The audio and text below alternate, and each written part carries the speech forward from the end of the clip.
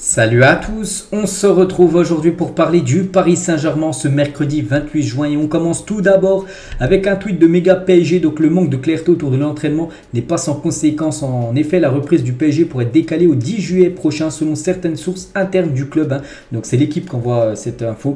Donc c'est que le PSG, il y avait des infos qui devaient reprendre l'entraînement aux alentours du 4 juillet. Mais du coup c'est peut-être un peu plus tard la reprise à l'entraînement. Ça pourrait être le 10 juillet. En gros le 10 juillet c'est un lundi. C'est pas le lundi là qui arrive, c'est le lundi d'après. Et en gros c'est du 10 juillet devrait être le retour à l'entraînement pour préparer la saison prochaine, en gros la pré-saison. Donc n'oubliez pas les joueurs comme Kylian Mbappé, comme Donnarumma, les joueurs comme Marquinhos, les joueurs qu'on joue avec les sélections là, en fin de saison là. Donc du coup ils reprendront 10 jours après, vu qu'ils ont fini la saison plus tard, donc ils auront encore quelques jours de vacances en plus que les joueurs. Les joueurs ils sont en vacances la plupart depuis le match contre Clermont, le dernier match, donc eux reviendront normalement le 10 juillet prochain, dans quelques jours, à l'entraînement. N'oubliez pas que le PSG 10 jours après partira du côté du Japon pour faire une tournée asiatique.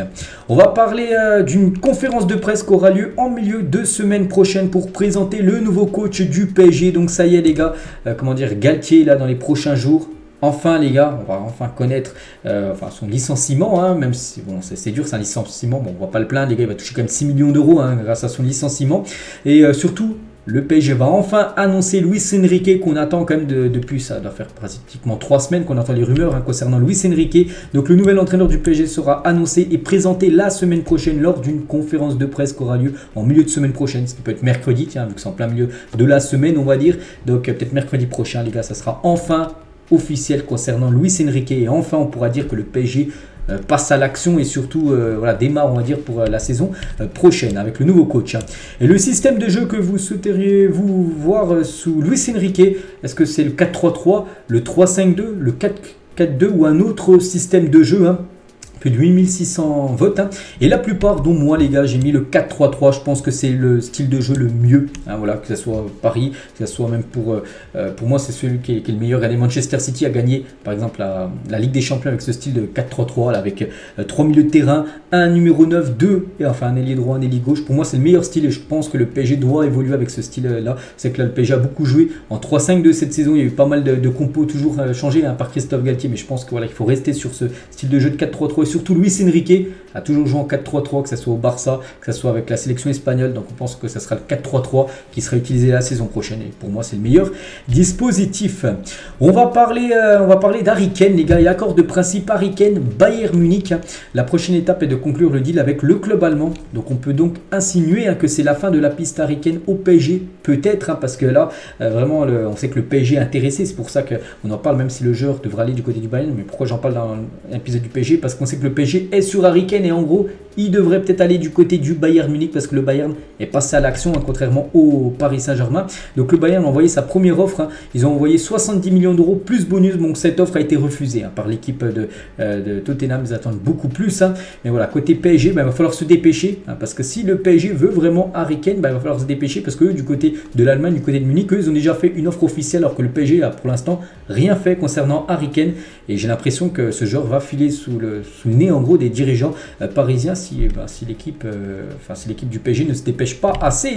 Donc Paris se verrait bien doubler les Bavarois, recruter Harry Kane peut-être. C'est RMC Sport qui dit ça, que le Bayern a fait sa première offre officielle et que le PSG pourrait contre-attaquer, en gros faire eux aussi une offre officielle pour essayer de s'offrir Harry Kane. D'après aussi ce que je peux voir concernant le joueur, les infos que je peux lire à son sujet, c'est qu'il aurait une préférence entre le PSG et Bayern. Il pencherait plus pour le Bayern Munich que le PSG.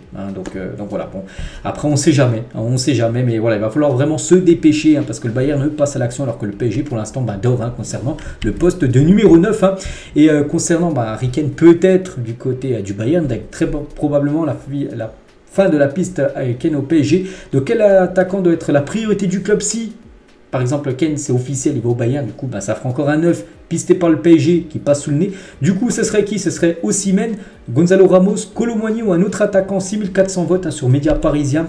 Et la plupart, dont moi les gars, j'ai mis vraiment après, si tu me proposes ces 3 attaquants là, plus une catégorie haute, hein, je partirai sur Osimhen, après ce sera l'objectif. Mais voilà, je pense qu'il faut vraiment essayer de faire le maximum déjà concernant Harry Kane, hein, qui est je pense le joueur parfait hein, pour en attaque hein, du côté de Paris. Et si vraiment c'est pas possible, ben voilà, se positionner sur le dossier Victor Osimhen.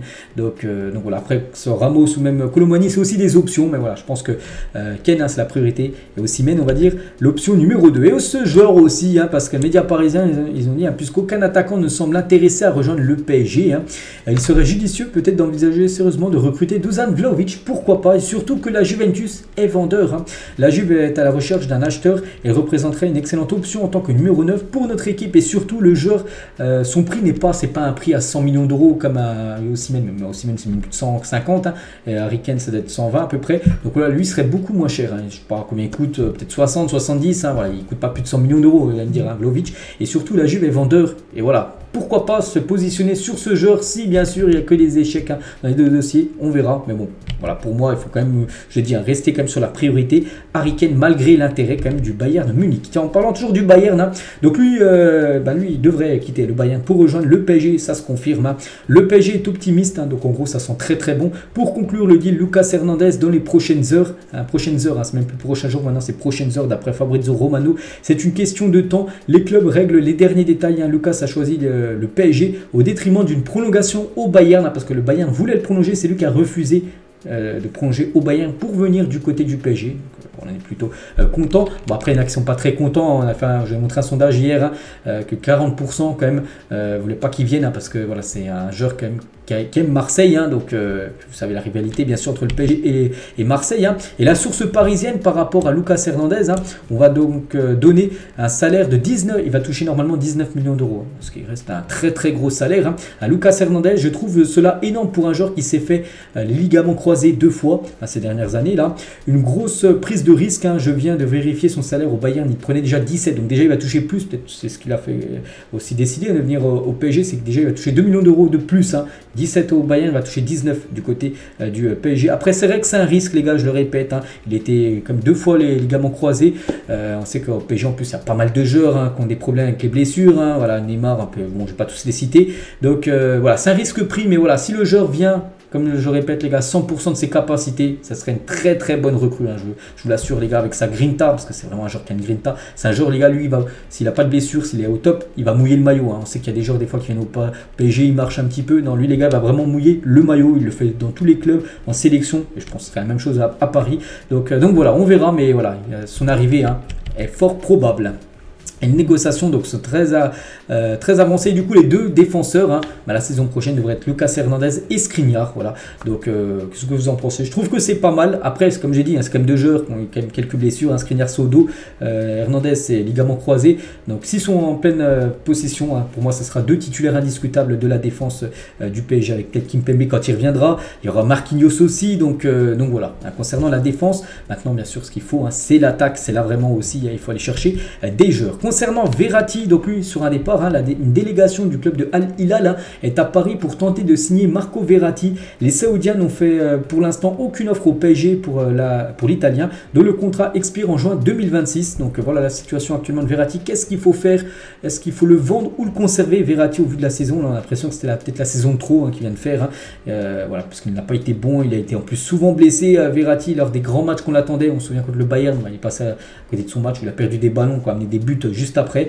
Donc on verra ce sera quoi hein, qui sera décidé concernant Marco Verratti. Concernant Neymar, les gars, il y a des clubs saoudiens qui l'ont approché, donc il n'est pas du tout intéressé par un transfert en Arabie Saoudite. Neymar, hein, il souhaite rester, certains du côté du PSG, surtout avec l'arrivée de Luis Enrique. Un départ de Neymar du PSG n'est plus aussi certain. Hein. Le joueur est bien à Paris, il a su rester motivé, ambitieux pour la saison à venir. Bon, on espère hein, voir un grand Neymar s'il reste. Hein. Et toujours avec Neymar sur Thiago Silva en story Instagram. Je suis ton fan, hein, je ne sais pas ce qu'ils ont reçu comme trophée, je ne sais pas ce que c'est. Et ouais, il a dit je suis ton plus grand fan parce qu'il y avait Thiago Silva, tiens, son compatriote brésilien, son ancien joueur aussi du PSG, bien sûr Thiago Silva. Et on finit les gars cet épisode aujourd'hui avec le top 10 des joueurs du PSG en termes de valeur transfert, hein, c'est Transfermarkt en gros qui a actualisé aujourd'hui le prix de tous les joueurs en Europe. Et nous on va regarder surtout les joueurs du PSG. Donc le joueur le plus cher, bon sans surprise, Mbappé, qui est estimé actuellement par Transfermarkt à 180 millions d'euros. Hein, on prend tout en compte, on prend son âge, ses performances, on prend aussi la durée de son contrat. Hein, il coûte comme 180 millions d'euros alors qu'il lui reste plus qu'un an de contrat. Hein, il y aura encore 50 contrats, il coûterait plus de 300 millions d'euros, hein, Kylian Mbappé. Bref, donc voilà, 180 actuellement. Donc deuxième, c'est Marquinhos, hein, 65 millions d'euros il coûte actuellement. Nuno Mendes, pareil, 65. Neymar, tiens, 60 millions d'euros seulement il coûte actuellement. Le joueur Neymar, pourtant il lui reste encore quelques années de contrat, mais voilà, vu que Neymar a souvent été blessé, tout ça, bah, c'est pour ça que sa valeur maintenant est plutôt basse, hein, par rapport au prix quand même, où il a été acheté plus de 220 millions d'euros. Vitinha, c'est 42 millions d'euros. Verratti, c'est 40 millions d'euros. Même Kimpembe, c'est 28 millions d'euros actuellement en valeur marchande. Et on finit sur ça les gars, donc j'espère que ça vous a plu, hein, cet épisode sur Paris. On se retrouve bien sûr demain jeudi, en espérant avoir des nouvelles, hein, surtout concernant le poste d'attaquant, et des nouvelles aussi concernant Lucas Hernandez, où ça pourrait peut-être être officiel. Demain on verra. Allez, je vous souhaite une bonne journée et à demain.